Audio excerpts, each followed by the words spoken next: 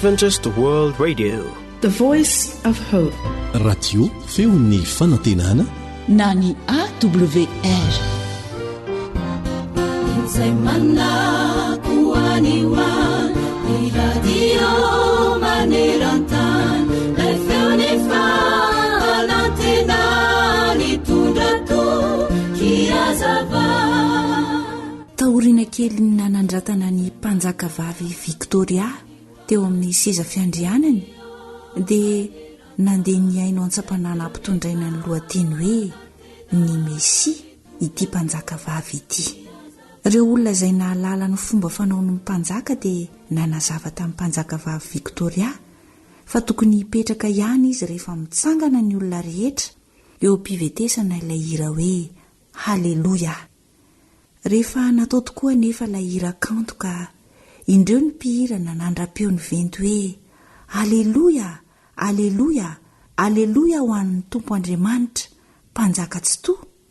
Dia efa nila tsy ahatombona mihitsy ity mpanjaka vavy ity nipetraka teo amin'ilay seza izay nitoerany.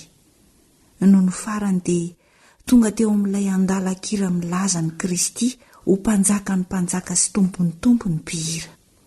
Indro fa nitsangana tampoka ilay mpanjaka vavy tanora. Eny, sady nitsangana izy no nanondrika ny lohany. Tena naniry tao am-pony tokoa ny mpanjaka vavy Victoria ny anandratra ny Kristy ho mpanjaka ny mpanjaka sy tompony tompo. Ary ianao koa efa mba nandray an'i Kristy ho mpanjakanao ve ianao? Manomboka an'io dia raiso ho mpanjaka ny fonao sy ny fiainanao manontolo Kristy, ary meteza ampilefitra ny lohalikao sy ny sitraponao rehetra eo anatrehany isan'andro san'andro. Eny, manana anarana voasoratra amin'ny lambany sy ny feny izy nanao hoe mpanjaka ny mpanjaka sy tompony tompo. Apokalipsy 7:20 andininy 9:20. Miteny ny Baiboly hanisan'andro no fonaina raisoao am-pofazamalaina fatomotrany andro izao.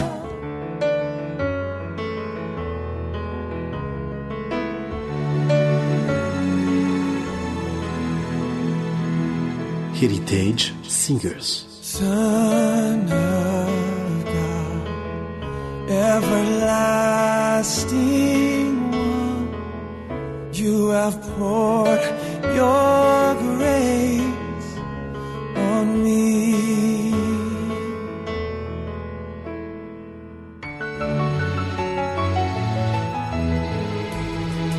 Love falls down, filling up my life, and my heart sings out your praise. Let the seas resound, let the oceans roar with a song of glory for you, Lord.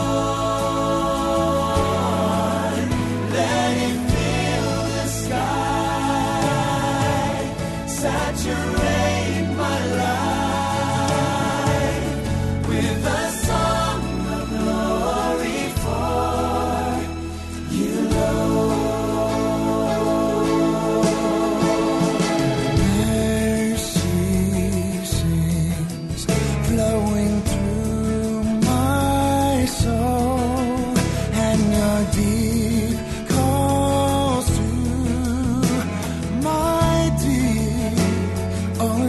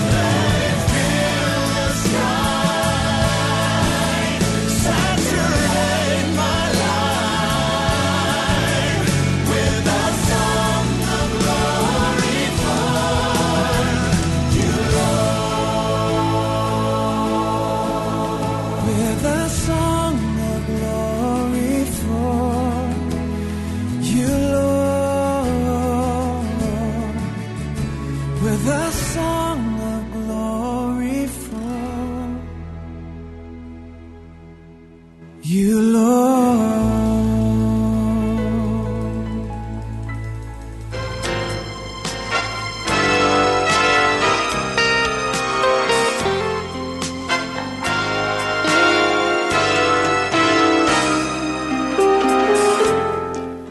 Harena ny fahasalamako. Harena ny fahasalamako.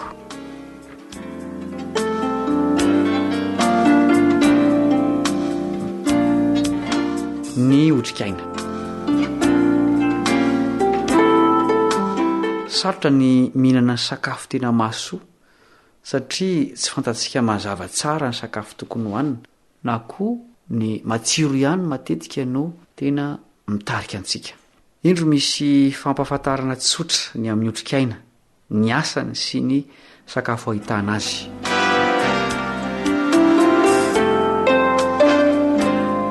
Ny otrikaina miaro amin'ny fahasimbana sy ny fahalovana, mahatsara ny fahitana sy ny hoditra. Ny sakafo ahitana azy, ny legioma miloko mavo sy maitso, ny abricot, ny brocoli, karazana chou-fleur maitso izy io, ny paiso, ny asperge sy ny sisa. Ny otrikaina B1 manatsara ny fikorinan'ny rà sy ny fandraisan'ny vatana ny rà mahavelona. Ny sakafo ahitana azy, ny vary mena, tamenaka atody, trondro, voanjo, voaloboka maina.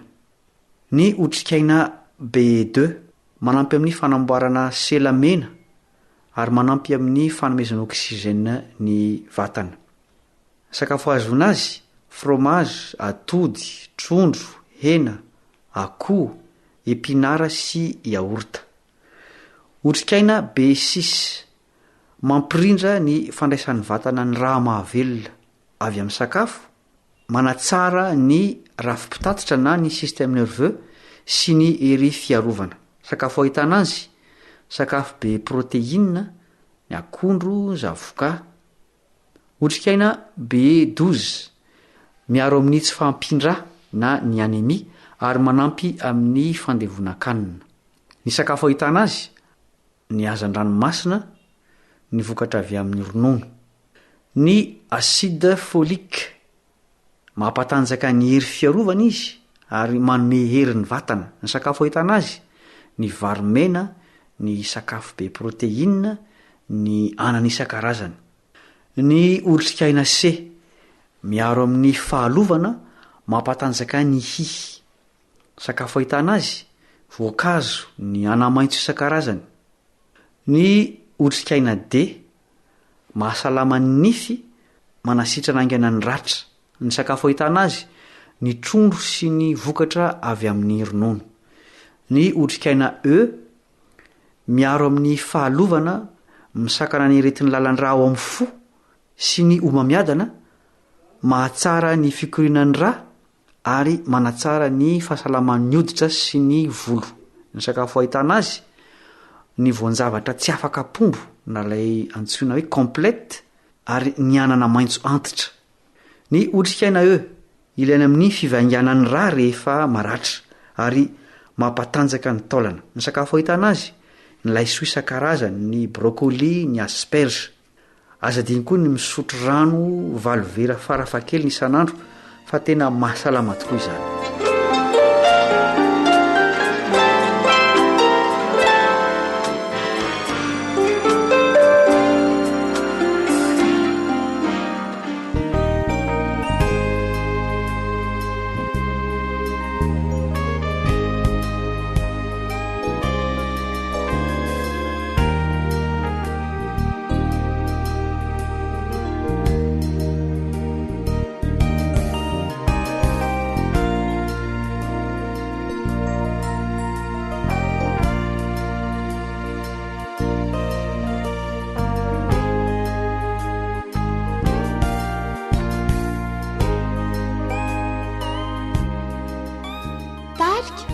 Feo mahery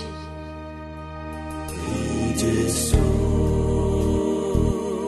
tumpu amo avi miandriana retuzanakao ety tompo miangavianao le malaky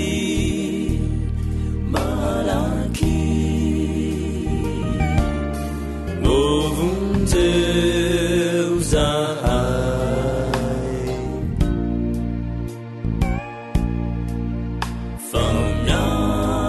famnandrianao ety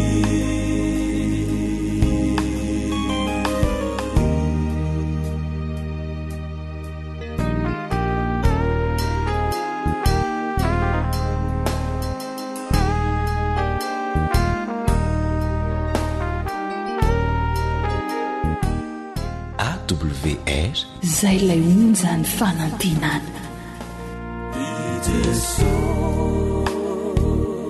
tumputiamo avi miandriana izahay kamba laki tumpo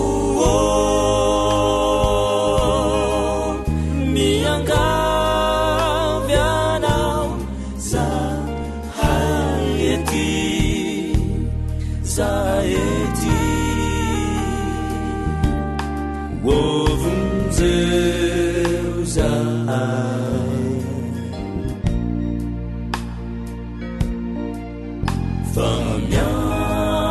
famiandrianao ety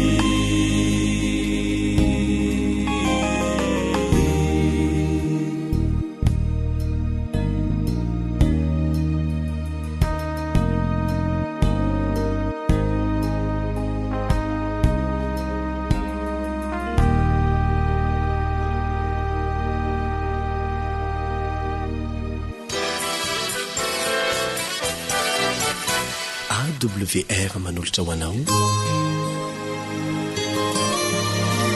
feon'ny fonantenana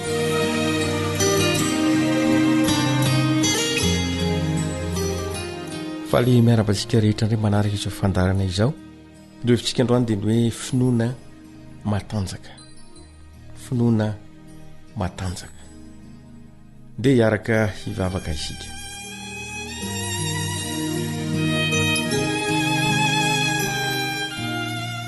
raha masina tsara indrindra ny an-danitro misaotra satria tombontsoa lehibe ao anay ny mihain'ny hafatra ao amin'ny teny mety mety eza hitany tokantrano tsiraray avy ny tsy ampatan'olona ingane ny fahasavanao manana mbiampy ho aminay ary ny fahasavanao feny dia feny ho anisam-baravarana naran'i Jesosy amen.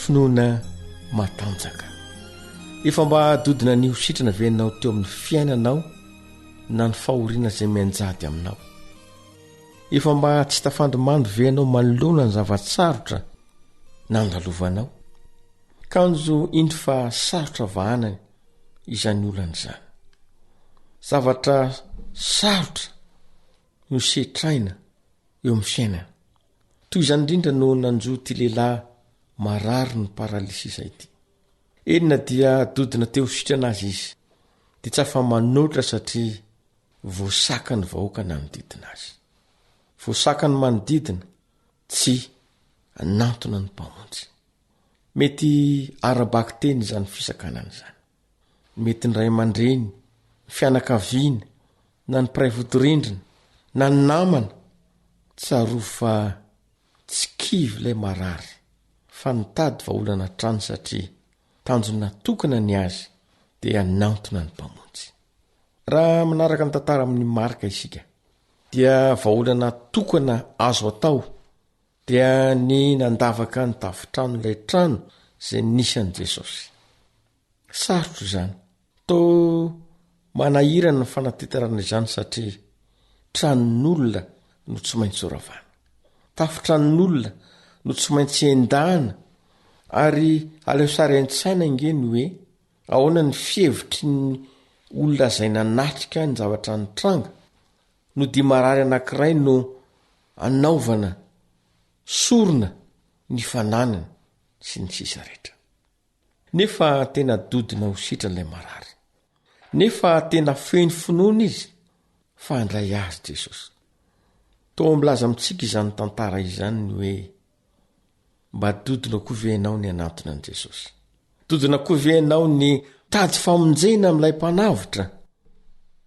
Tsaro fa efatry ny ela izy no manana izany finiavana andrayanao izany. Feno fatokin'ilay marary, ary izao ny voalaza amin'ny Marka 2:4 dia ny hoe no nefa voasokatra ny tafo dia nampidinina ilay marary ny paralysisa. Mila antoka, mila finoana matanjaka izany. Sarotra ny hoe andrava tranon'olona, sarotra ny hoe marary ampidinina any amin'ny fandriana, kanefa dia natao izany. Feno finoana mantsy reto marary sy mpitondra azy reto, feno fatokiana fa ny mpamonjy dia tsy mba anometsiny na iteny mafy azy. Fa ny tena mipetraka dia ny hoe rehefa nampidinina ny fandrinan'ilay marary dia inona no nitranga, inona ny fihetsik'i Jesosy, ahoana ny fiantraikan'izany eo amin'ny mpamonjy. Zao ny voalaza amin'ny Marka 2:4 dia ny hoe ary Jesosy no nahita ny finoan'ireo, ilay finoana tsy mba resiny zavatsarotra, finoana tsy kivy manoloana ny olana, finoana vonina isedra ny sarotra indrindra. Nanonana Jesosy izany fihetsika izany. Nanonana Jesosy ny fahitan'ilay marary fadiranovana nanana finoana matanjaka. Nandretrany Jesosy ny fatokiany reto olona nitondra azy, ka tsy voasakany ny ahiasy ny tahotra hoe sao dia bedina, sao dia tsy mety izao fihetsika izao fa alao amin'izao ihany. Hoy ny fanambaran'i Jesosy amin'ny Marka 4:5.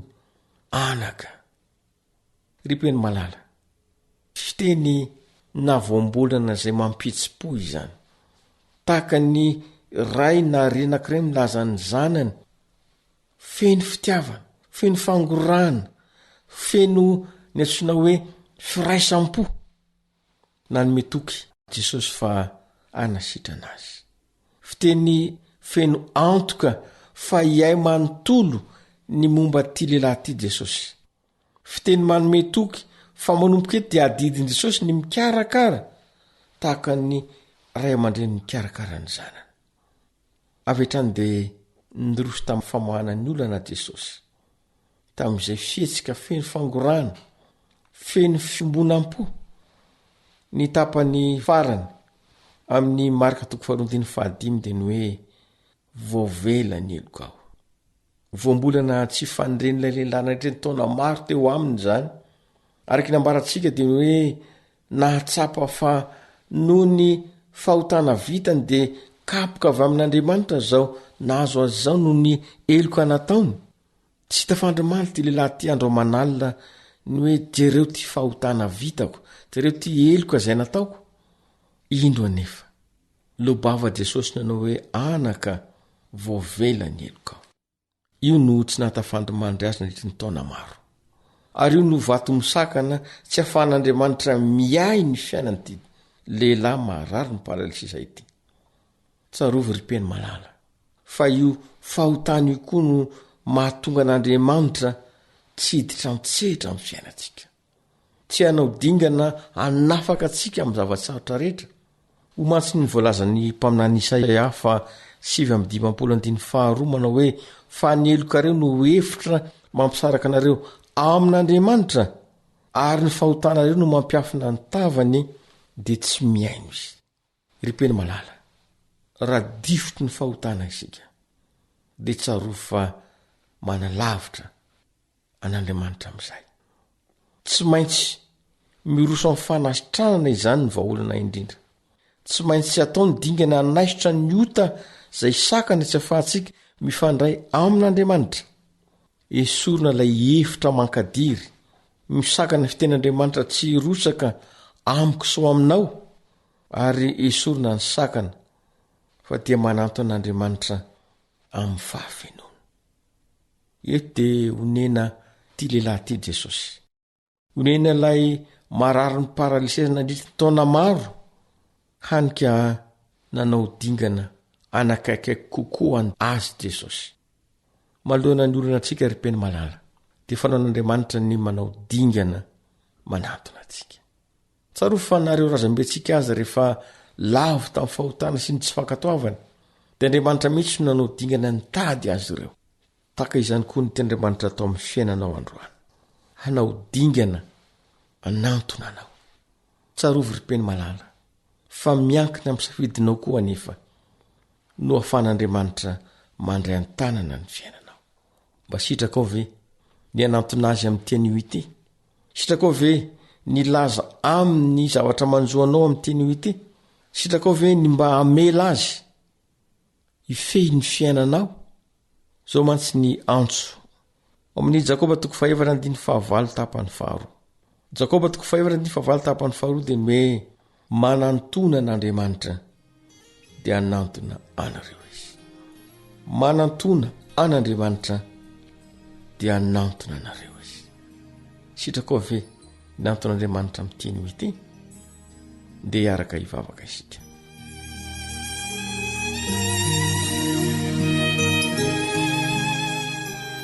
Saotra tompo no ny tombosoa manokana nomeno anay ny amin'ny torohevitra ny amin'ny tokony anantonainao izao anio izao.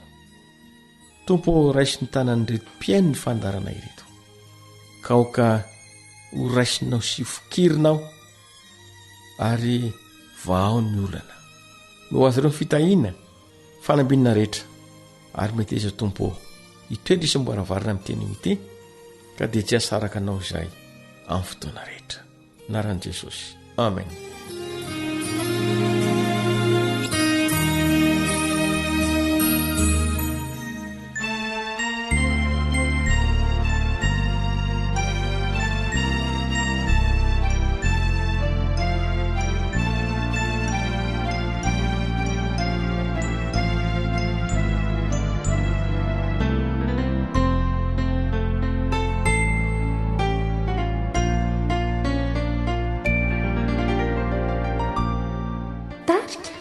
feony Kalvari.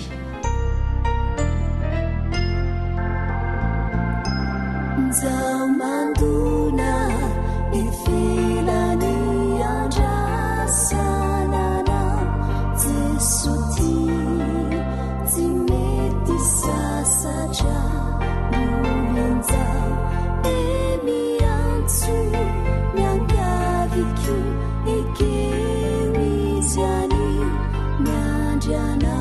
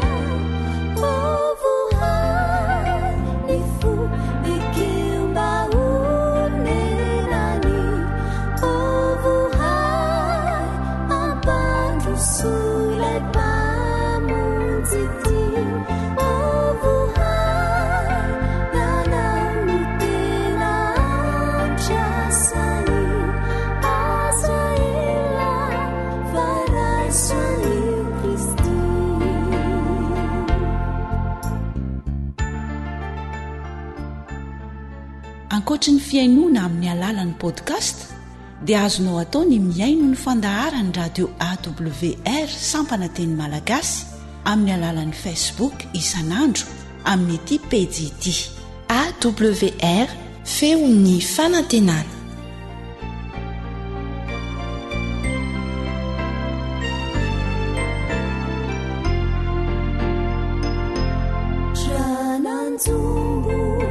Nani fiainana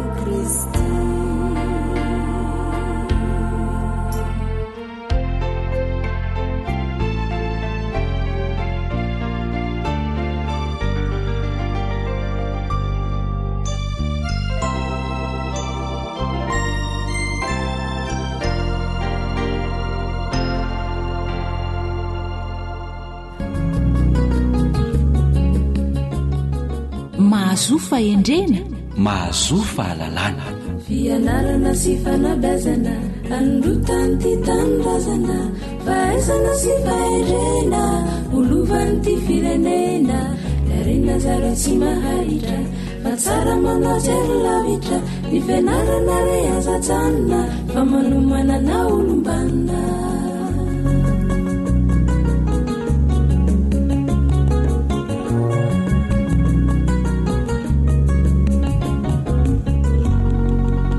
eny ary tafahoena tondratsika amin'ny alalan'izao onjam-peo zao kanefa tsy resaka antsena akory izy ity ka avetrany de voatesina ko dia arahaba zany voalohan-draraha satria tsy tesitra izahay zahay mpikarakara ny fandarana de miarabanao mpiaino ankafaliana araba topoko lahy araba topoko vavy miarabanao namanarilahy anteriko ny fiarabana izay efa nentinao teo ka hoy a aminao mpiaino hoe araba soa e araba tsara e ho ampoko ny soa sy ny tsara ny ianao miarabanao namanatsoelantoarmisa tsy anao tahaka ny donakafina nalakely sika ka avy atrany de tonga de any mbovonana fa milohan'ny rosona amin'ny fandaharana de andeha hivavaka ho an'ny mpiaino aloha sika namanatsoelantoarmisa araka ny efa fanaontsika eto amin'ny fandaharana ihany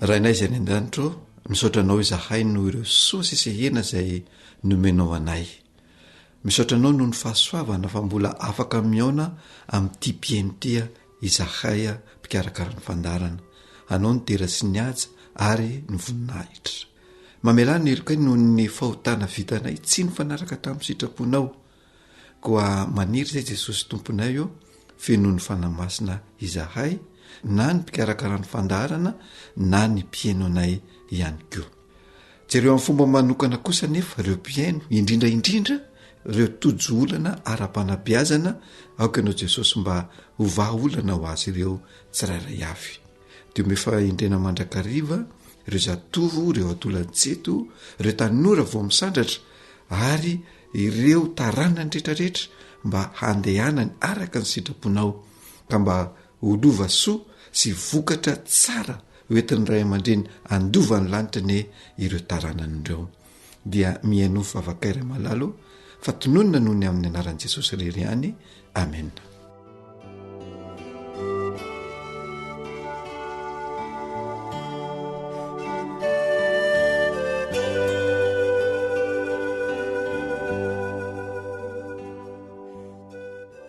eny ary inona indray a no masaka azo atolotra ny mpiaino antsika anio namana joelantoarmisa anio dia iresaka mikasika ireo vehivavy fotsy varavarana na ireo vehivavy tsy mba mahatombona ho tokantrano fa de tiatranon'olona indrindra reo vehivavy ireo zany matetika de ohatrany hoe mitonanam-poana sy mitanin'andro ere tokotany namana ery de eny mandany andro eny mandany fotoana dia mitakoritsika amin'ny namana isan-karazan'ireo ka lasa mirotsaka any amin'ny fifosanany farany.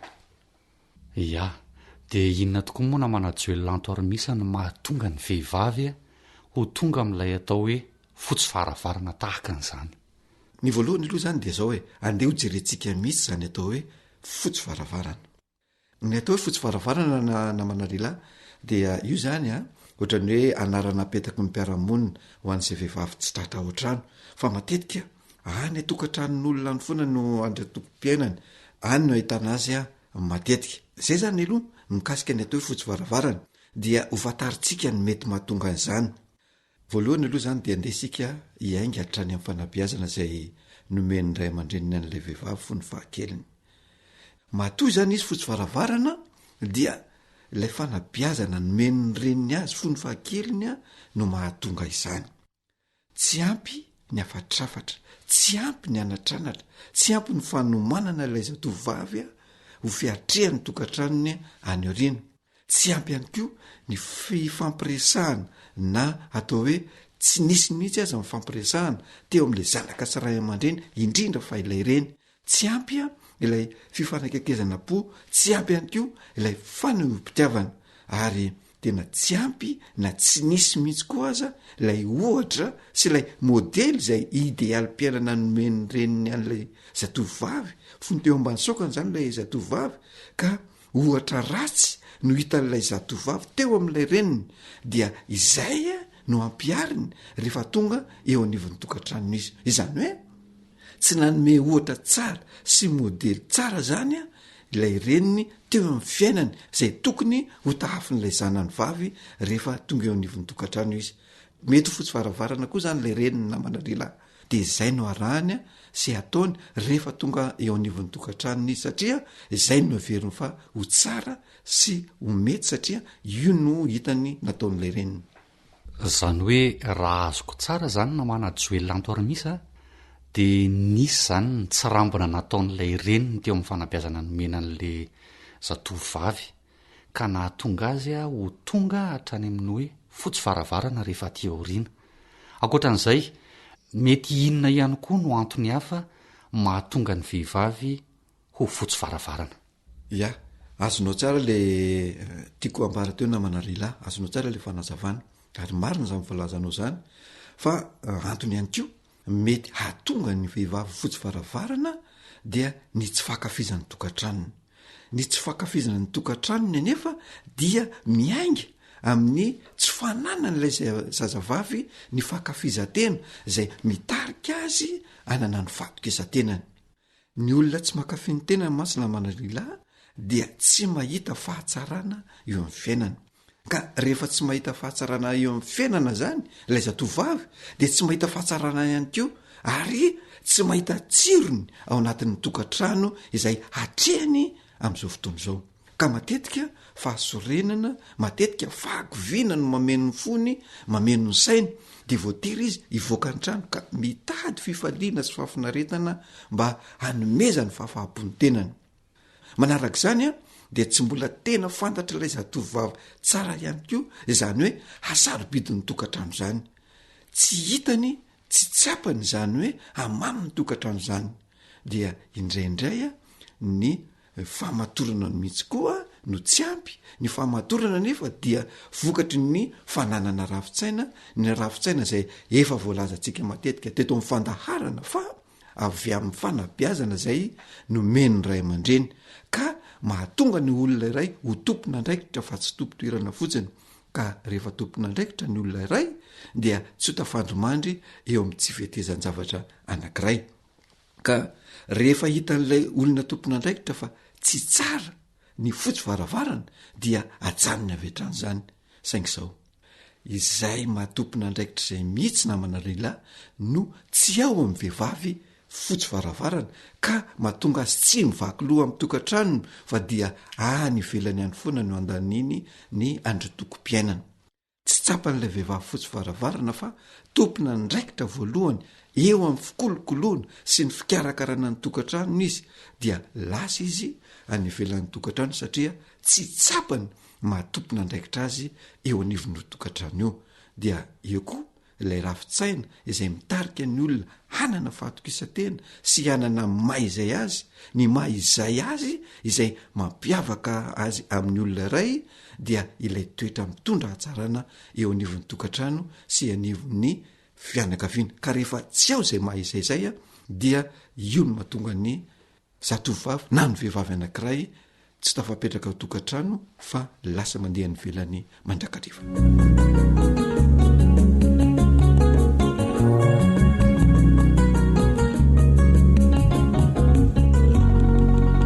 ia raha ny fanazavanao teo na manajoelanto ramisa dia mbola tena miankina tanteraka tamin'ny fanabeazana ny meny ray aman-dreny azy zany a ny mahatonga ny vehivavy iray ho fotsy varavarana fa le hoe mbola tsy ampifahamatorana arak'le voalazanao teo inona indray a no mety ho fiatraikany. ia ny fiatraikan'ilay tsy fahampian'ny fahamatorana eo amin'ny zatovavy na manarelahy le misimisy ihany satria ilay tsy fahatsapana mahatompona ndraikitra anie dia efa tsy fahampian'ny fahamatorana dia eo koa ny taona n'ilay zatovavy indrindra raha mbola tsy ampy 30 taona izy eo rehefa manana ny tokantrano io satria araka nefa nolazaintsika tany amin'ny fandarana tany aloha tany a dia eo amin'ny faha 30 taona ny olona no azo lazaina hoe matotra ny olona anankiray satria efa feno ilay sosona fony ny atidoha manoloana ny andriny zany zany hoe misy sosona anankiroa zany dia mandeha le voalohany a dia tonga le faharoa rehefa eo amin'ny faha 30 taonany dia izay zany a dia anisa mitarika ihany koa ny vehivavy ho fotsy varavarana sy tsy hanapahamatorana zany hoe raha tsorina dia mbola tsy mitombona tanteraka amin'ny tokantrano ny sain'ilay zatovavy ka noho izy mbola tanora fanahy loatra dia tsy mahatombona fa satry ny mandrakariva hivoaka ny tokantranony dia eo ihany koa zany a lay hoe tsy fanampoizan-draharaha zany hoe matetika zany vehivavy fotsy varavarana misy raharaha mbola tokony ataony ao tokantrano ao saingy tsy ampidiriny ao an-doha loatra fa ilay fivoahana an-trano zany no masaka an-dohany fa fanampin'izany koa dia eo ilay mbola fahazarana tamin'izy mbola tsy nanambady ka tsy mahazaka ilay mijanona ho tokantrano fa mbola zatra ilay atao hoe mibalady itsyeroa dia eo ihany koa indrindraindrindra na maralelahy ilay tsy fahazakana ilay fiafiana ao tokantranony tsy zakany ilay fiafiana tsy zakany ilay fanaovan-draraha ao tokantranony dia lasa izy mandeha mivoaka ka misy ireny vehivavy ireny raha vo lasa miasa ihany koa mivadiny dia iny izy koa fa lasa eny a na dia mbola tsy masaka aza ny sakafo ao tokantranony dia lasa izy a mivoaka ny tokantranony ary misy aza tsy misakafo ao tokantrano ilay zazavavy io fa lasa any atokantranony namana any no mamonjy sakafo ao atoandro a sy ny sisa sy ny sisa ary tsy mody indray io zatovavy io raha tsy efa ariva ny andro zany hoe efa akaiky tonga zany ilay vadiny avy miasa eny izy vo mody miditra ny tokantrano.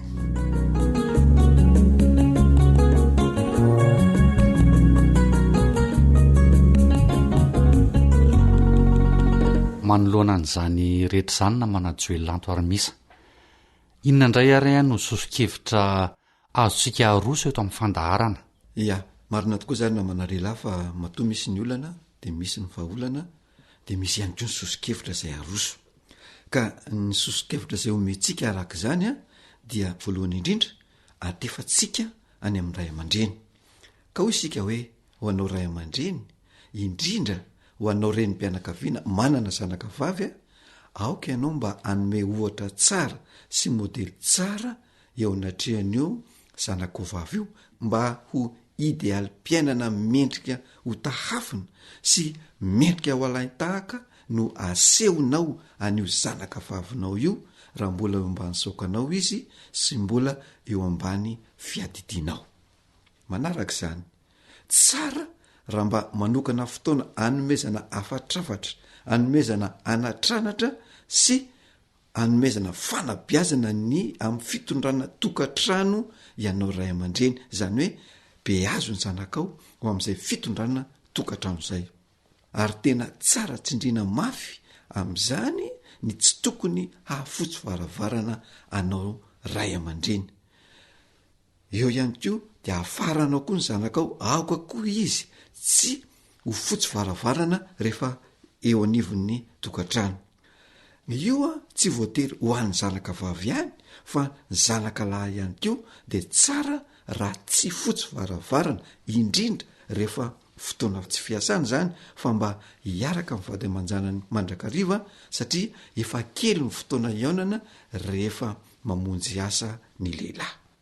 Ho anao vehivavy efa mitondra tokantrano kosa dia aoka tsy ho fotsy varavarana ianao, satria ianao dia anisan'ny tompon'andraikitra voalohany amin'ny tokantranonao io, ka aoka tsy ho lanianao anyvelany fotoana tokony hanasoavanao ny tokantranonao, fa na dia heverinao aza fefa vita avokoa ny raharahanao dia mbola betsaka ny azo atao ho fanatsarana izany tokantrano zany. Ka azo atao ohatra ny manadio ny fanaka, azo atao ny manadio ny fitaovan-dakozia, azo atao ny manao zaridaina, azo atao ny manjaitra ny rotra, isan-karazany sinisisa sinisisa manadio fitaratra. Betsaka ny zavatra azo atao eo anivon'ny tokantrano io, fa aoka tsy ho laniana anivelany ny fotoananao ka hatonga anao faritany olona hoe fotsy varavarana.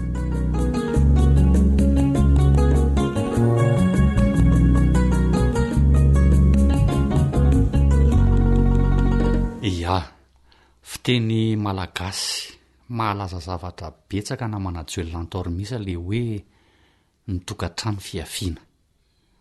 Matory eo zokontsika tany aloha tany ny teny an'izany, dia azo inona fa misy soa azo avy amin'izany teny izany.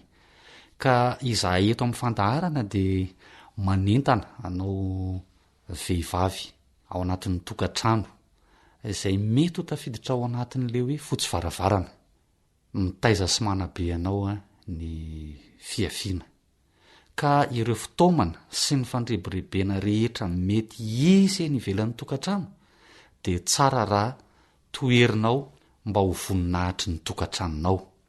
Ary aoka ho fantatrao tsara fa efa manambady ene ianao amin'izao fotoana izao tsy tokantena ntsony, zany hoe ilay filibalibana na fandendehanana fibaladiladiana hoe namana joelanto arymisa teo aloha, zany dia efa tapitra fa ny mahatsara ilay tokantrano zao no tsy maintsy ifatohan'ny saina.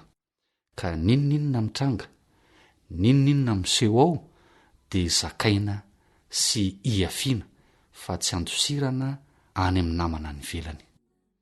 Dia izay indray aloha no masaka azo natolotra anao mpiaino androany, ka ametrahana ny mandra-piaona ho amin'ny manaraka indray raha sitrapon'Andriamanitra. Mametraka ny kopakopa-tanana namanao Joelanto Armisa sy Rila. Veloma toko.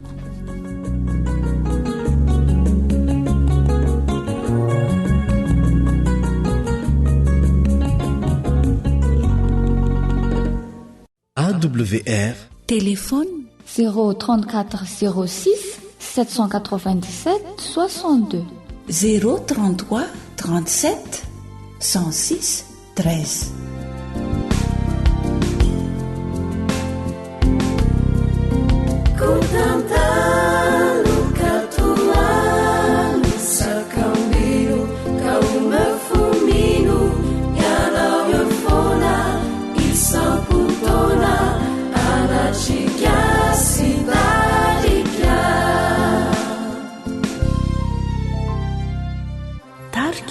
Eva falifali siravo niratsikiatsiatu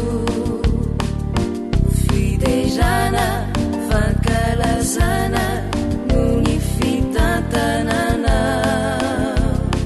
yanao rirai nunanenji tuluri fustaina enji yanao muyaru sarupiaru amini rozanaka kutantalu katualu sakambiro kaumefuminu yanao yorfona isamputona anachikasitarika AWR zay lay onjany fanantinana anany fanay iasanovany fonay itarikanay ovononindray aminy fiavina ianao iray no nanendry toloy fosaina endry ianao no iaro osaropiaro amin'ireo zanaka kotantalo katoalo sakambiro ka omefomino ianao eo foana isampotona anatrika sy tarika kotantalo katoalo sakambiro ka omefomino ianao eo foana isampotona anatrika sy tarika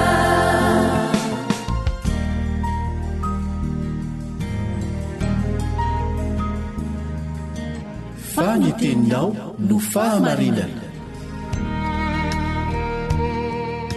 taridalana manokana fianarana baiboly avoaka ny fiangonana advantista maneran-tany iarahanao amin'ny radio feo ny fanantenana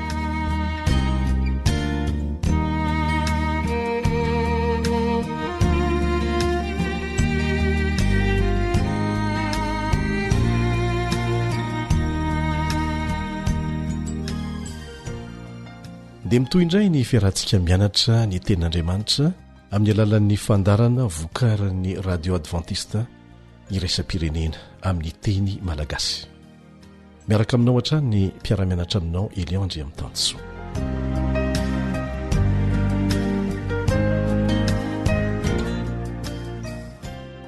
ny lohateny lesitsika amin'ity anio ity dia manao hoe tsarovy ny mpitondra anareo tsarovy ny mpitondra anareo raha vao miresaka ny aminy hoe mpitondra eto an-tany isika dia misy mpitondra karazany telo farafakeliny no tonga ho atsaintsika ao eo ny mpitondra eo amin'ny firenena izay tokony ho ajaintsika ary ara-baiboly izany eo ny mpitandrina sy ny loholona izay mpitondra eo anivon'ny fiangonana eo indray ny ray aman-dreny ao an-trano sy ireo ray aman-dreny eo amin'ny fiarahamonina mpitondra antsika avokoa izany rehetrarehetra izany natao ajaintsika avokoa izany rehetrarehetra izany fa izay voatsipika manokana ao amin'ny Hebreo 13 dia ireo ray aman-dreny ara-panahy ray aman-dreny ara-panahy izay mikarakara mivantana ny fiainantsika ara-panahy ka raha izay no resahana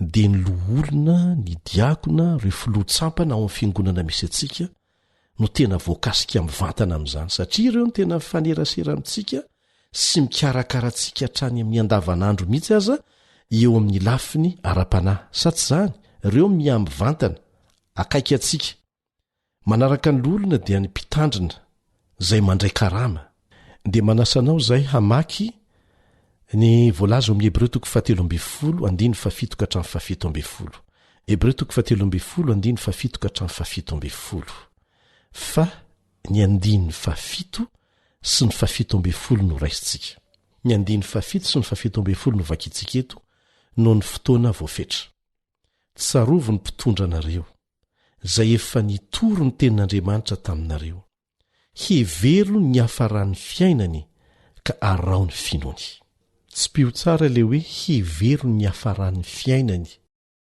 arao ny finony izany hoe ny ohatra ny modely nasehony tamin'ny fanarahana ny finoana an' Jesosy dia anisan'izany ireo voalaza voatanisa ao amin'ny Hebreo 1:12 dia vakitsika indray ny 17 maneke ny mpitondra anareo ka manoava azy fa izy miambina ny fanahinareo arak'izay tokony ataon'ny olona mbola ampamoahana mba hanaovana izany amin'ny fifaliana fa tsy amin'ny fisentoana fa tsy asoa anareo izany tsy pio tsara le hoe miambina ny fanahinareo tena ireo mpitondra na ireo mpitandrina nitoro ny filazantsara tamintsika ary mbola miahy mikarakara mivantana ao amin'ny fiangonana misy atsika mihitsy ny voakasika izany voalohany dia manaraka azy ireo ny mpitondra hafa. Tena ireo loholona ireo mpiandraikitra mivantana ao amin'ny fiangonana mihitsy ny resahana eto voalohany. Olombelona ihany izy ireny, mety diso, kanefa izay ny fomba napetrak'Andriamanitra eo anivon'ny fiangonana. Olona tahaka antsika ihany no asaina miandraikitra. Tsy mba mandray karamany ireny loholona sy ny filoha-tsampana ary ny diakona ao amin'ny fiangonana ireny. Ny any aposiny aza ny miala, ny fotoana fivelomany andavanandro dia analany amin'ny ampahany betsaka mihitsy ahafahany manatanteraka asa maimaim-poana ao amin'ny fiangonana, manao fomba rehetra avy ny asa amin'ny fiahinantsika mambra ny fiangonana izy ireny. Ary raha sendra tsy tonga any am-piangonana sika no ny antony samihafa hatramin'ny fahafatesana, dia izy ireny ihany mbola midodododo mamangy mampahery mikarakara. Indraindray miseho ny fahalemena maha-olona azy ireny, tahaka ny famoahana fitenenana tsy voahevitra ohatra. Dia sorena isika, dia mba mampiseho ny maha-olona antsika koa dia mamali-bontana amin'ny teny maharary, dia lasa miteraka alahelo sy fahakiviana izany, na ho anao na ho azy, dia mandefa fananarana mikasika an'izany ny apôstôly Paoly. Raha miteny ny apôstôly Paoly manao antso amintsika izy mba hatserovana an'ireny mpikarakaratsika ra-panahy reny dia tsy manondro fotsiny fieritreretana azy, ny fahatserovana azy na ny fanajana ivelany azy ireny, satria misy tokoa ny fanajana ivelany. Fa saingy tsy pian'ny apôstôly Paoly azavainy tsara mihitsy fa ny fahatserovana azy ireny dia ny fahatserovana ilay modely nasehon'izy ireo teo amin'ny fitondrantenany ara-panahy. Handray lesona avy amin'izy ireo zany ny amin'ny fanandramana ara-panahy matanjaka izay ny ainany tamin'ny fanarahana an'i Jesosy. Ekena fa misy ireo manana fahalemena, tsy nasaina hanaja ny fahalemena nefa isika fa hanaja ny andraikitra ny mena azy. Azo atao tsara ny mifananatra eo amin'ny olona entina sy ny mpitondra, satria olona izy ireny averina ihany, olona tahaka antsika ihany, fa tsy Andriamanitra tsy mety diso akory. Na Andriamanitra aza nefa dia miantso antsika hiresaka rehefa misy olana avy fandahatra isika ozy. Na dia manana ny marina azy izy Andriamanitra dia mbola niantso any Adama, aiza ianao ry Adama, dia niresaka izy. Ka rehefa misy ny olana, satria samy olona mety diso dia arahana tsara koa ny toromarika ny meny Jesosy ao amin'ny Matteo 7:20 mikasika an'izany famana olana izany. Ao Matteo 7:20 anisany endrika isehon'le fanajana ny mpitarika daholo zany. Jereo tsara ohatra efa resantsika teo, ireo olony finoana mahery foa ny finoana voataniso amin'ny Hebreo 1:20. Be ny lesona raisintsika avy amin'ny fanandramana ara-panahy ny ainan'izy ireny. Ary izay no asain'ny apôstôly Paoly ataontsika. Dia mario tsara koa nefa fa ny fijerenan'i Jesosy no miantoka ny fijoroantsika hatramin'ny farany. Dia Jesosy ilay ohatra tonga lafatry ny finoana izay voalaza amin'ny Hebreo 12:20. Ka amafisina tsara zany fa ny modely asehon'ny mpitarika amin'ny fomba nanarahany an'i Jesosy no andraisantsika lesona. Fa ny fanarahantsika an'i Jesosy mivantana, ny fijerentsika an'i Jesosy izay tompo ny finoantsika sy mpanefa azy no miantoka ny famonjenantsika. Aoka zava-tsara izay. Ny apôstôly Paoly moa dia nanamarika mazava-tsara ao amin'ny Hebreo 13:5 Hebreo 13:5 fa Jesosy no tsy miova omaly sy anio ary mandrakizay. Izy no modely ho an'ny rehetra. Mifanohitra tanteraka amin'ireo mpampianatra sandoka izay miovaova araka ny fotoana izy, dia ireo mpampianatra izay manana fampianarana maro samihafa izay tsy mifanaraka amin'ny voalazan'ny tenin'Andriamanitra. Izany rehetra izany no ianarantsika dia hiarovana n'ilay firahalahiana, ilay fitombona ara-panahy izay tsy tiana ho rava avokoa. Ary izay no lohateny lesika raha teo. Nahoana moa reny mpitarika, loholona sy mpitandrina ireny no manezaka mafy manao ny andraikiny satria mbola hampamohan'andriamanitra ny amin'izany asa napetraka tamin'izany eny izy ireny manasanao nge hamaky izay voalaza Petera 1:5-1 ahitantsika ny andraikitra napetraka amin'ny mpitarika ka mahatonga azy ireo hanezaka mafy hanao ny andraikiny. Petera 1:5-1 mijerentsika. Koa ny amin'ny loholona izay eo aminareo, izao izay namany loholona sy vavolombelon'ny fijalian'i Kristy ary mpiombona ny voninahitra efa aseho koa, dia mananatra azy hoe andraso ny ondrin'Andriamanitra izay eo aminareo, mitandrina azy tsy antery fa antsitrapo araka n'Andriamanitra, tsy amin'ny fitiavana arena maloto fa amin'ny zotom-panahy, tsy ho mpanjakazaka amin'ny anjara fiandrasana fa ho fianaran'ny ondry. Ary rehefa miseho ny lohan'ny mpiandry dia azo ny satro-boninahitra tsy mety simba ianareo. Dia manampy an'io koa izay voalaza amin'ny Korintianina 1:7 ka ny 10:10-15. Korintianina 1:7 manomboka amin'ny 10:10-15. Koa dia samy efa rentsika ny rahantsika nianatra teto izany na ny andraikitry ny ondry amin'ny mpiandrondry na ny andraikitry ny mpiandrondry amin'ny ondry.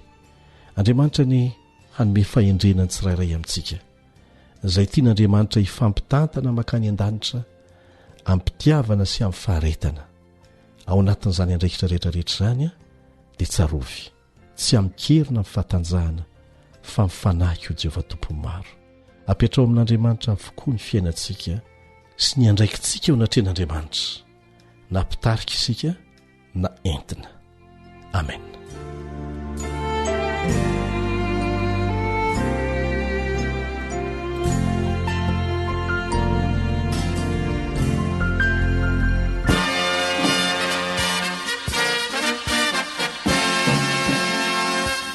Adventist World Radio, the voice of hope. Radio feony fanantenana.